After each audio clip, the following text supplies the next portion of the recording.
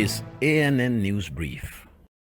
Cameroon nurses and midwives have called off their indefinite strike to resume work today, Thursday, following the government's promise to conclude negotiations within a month.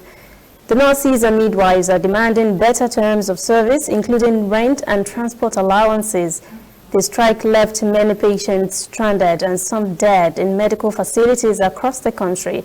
The National Labour Commission secured a court order to enforce an earlier injunction meant to end the strike and compel the healthcare workers to continue negotiations with the government.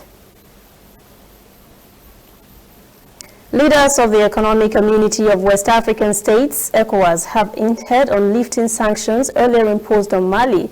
In the wake of last month's coup, imports to landlocked Mali have slumped since the imposition of a trade embargo. ECOWAS envoy, Nigerian former President Goodluck Jonathan, said Mali military officers who overthrew President Ibrahim Boubacar Keïta were acceding to international calls for a transition to civilian rule. The military junta announced the former Minister of Defense, Bandao, as interim leader that would oversee a transition to a civilian-led government. Coup leader, Colonel Assimi Goïta, has been named Vice President. We'll be right back. We are on the road every day, canvassing throughout Africa for news you really need. We follow the story everywhere, from every corner of Nigeria to the wide African expanse.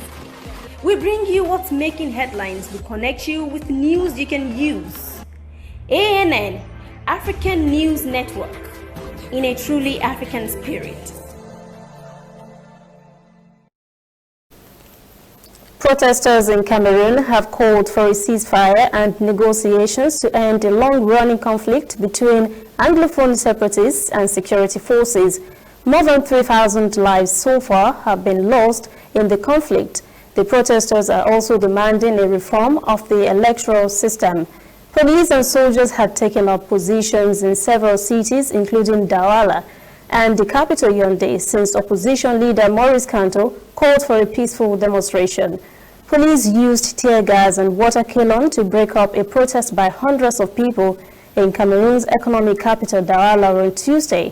They were calling for an end to bloodshed in the country's Anglophone regions. At least one protester was killed. Last month, Kamto, head of the movement for the rebirth of Cameroon and runner-up to President Paul Biya in the 2018 election, labeled Biya's government a kleptocracy. Kamto accused 87-year-old Biya of ruling through disdain and terror and urged a giant campaign calling for the pure and simple departure of Paul Biya from power.